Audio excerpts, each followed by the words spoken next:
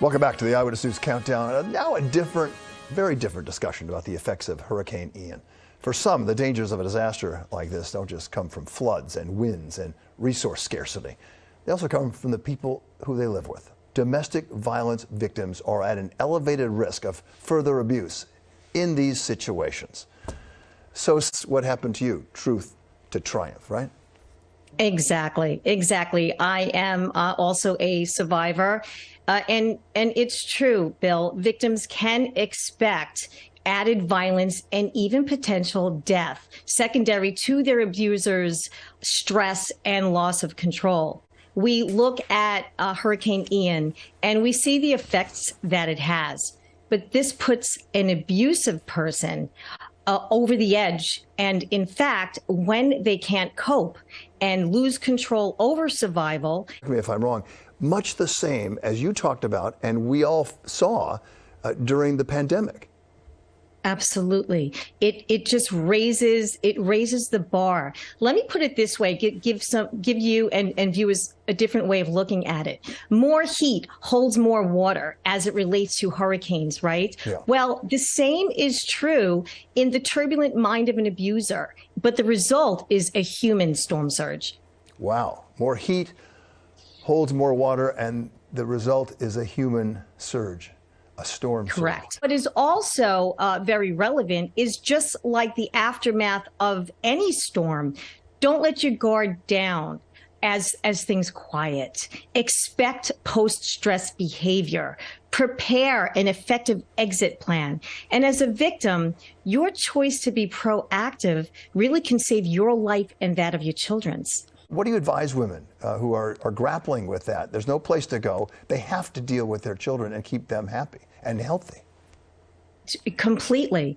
And, you know, there really is a silver lining behind this, Bill, because while we're seeing this catastrophe and while we're seeing this storm and how it has devastated so many and continues to leave people homeless, it also brings an interesting opportunity for victims to run for their life with their children safely and effectively and forge a new life. So you're telling those women in the wake of all this, even if their home is a wreck, get out of there with your children. Yeah. I mean, are we comparing a home that's a wreck physically? And when we compare that to what's going on inside closed walls, really the better choice is go forge a new life, step up. I would advise women step up, set high standards for yourself and for your children, have that hope, forge a new life, and make this the last domestic storm that you ever have to weather. Now we're going to dig a little bit deeper with the help of Lily Sanders, the author of the book Truth to Triumph and an expert on domestic violence. Lily, thanks for spending some time with us tonight. It really is not a celebrity issue. It is not a female issue or a male issue. It's really a global issue on domestic violence. I just found the whole thing sad. It was just very sad to hear the stories and the volatility that apparently was going on in that home. What is your reaction to the reaction? And the people just captivated on social media with memes and watching this live stream into really horrible parts of humanity.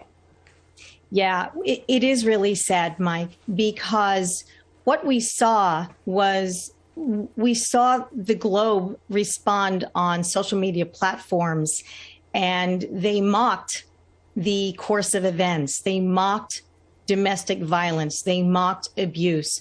Will this outcome change anything for those people? This is a very good question, Mike. What I would say to victims that are watching today, I would say that the real win would be to fight the good fight. And what do I mean by that?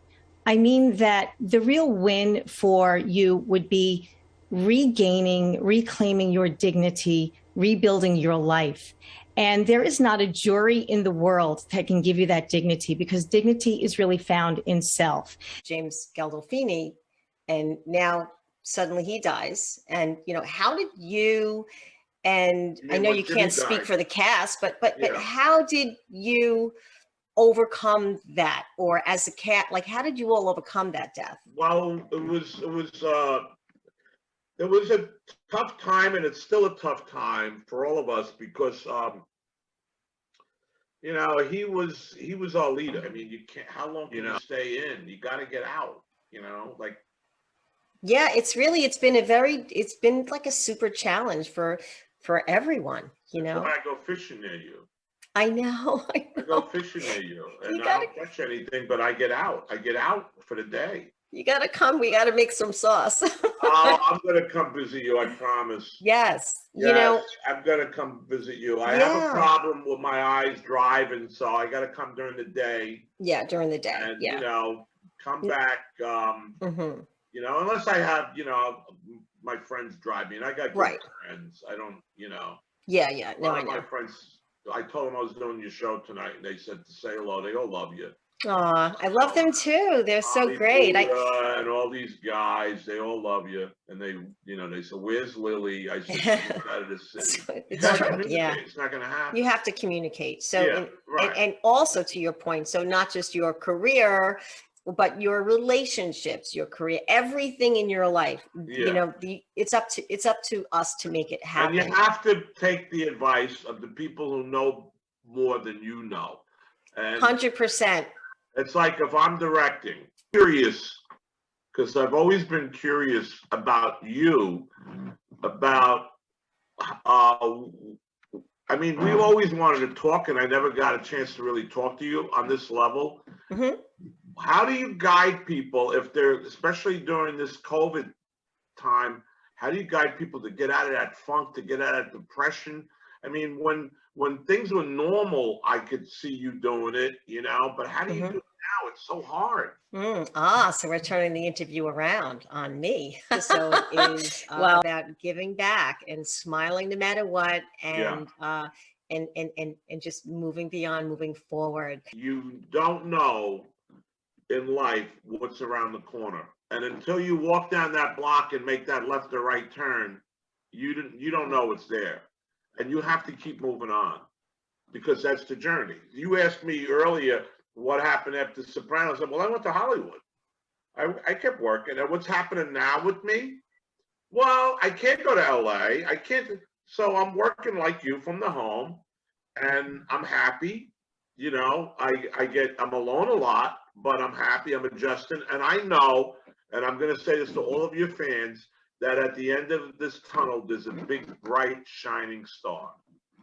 Yes, you heard it here from Mr. Vincent Pastore. And her name is Lily. There you go. It was crazy. Thank you. I had to take the battery out, put it back in. Here we are. So it's nuts. In fact, one of the things that we teach at our Speaker Nation program is that stuff's going to happen, like when you're performing live or you're on stage or what have you. And your first goal is to make sure nobody knows. And then your second goal is to somehow use it to improve the show. That's really kind of boils down to, even with people that are not feeding themselves properly, whether they're overeating or undereating, it's really just about just taking control of self and loving yourself and just loving who you are exactly how you are, you know. Let me ask you then, let me turn the interview back on you for a minute, because here's something I've noticed. Okay. I've noticed that the more, I don't know what the right phrase is here, but the more technically attractive a woman is, the more pressure she feels to be attractive. But so I'm curious because you're pretty, or you're attractive in the traditional sense. You may be a beautiful woman separately, but you know what I'm talking, in the shallow sense, you're genetically, gifted. So how do you get to a place where you don't get caught in that rat race, where you don't let it get to you? What can I say to my little girl so she ends up feeling balanced like you do? That's a good question. And thank you for the compliment. I'm taken back by that. To be honest with you, that was one of my big reasons, big problems that I had when, back in the day when I was 21 and anorexic, was that I looked in the mirror and I didn't see that. What can you tell us about that? Damaging, okay, in moderation, and don't sugarcoat it. Pardon the pun, but don't sugarcoat it. I want truth. It would never have worked. Look, I have something on stage. I've got it. I enjoy travel. I've spoken in 25 countries around the world. I've got some stage charisma. Arguably, I had it at 18, and arguably, I could have been quite a successful singer. But if I used alcohol to get there, I'd have been dead in a bathtub at 27.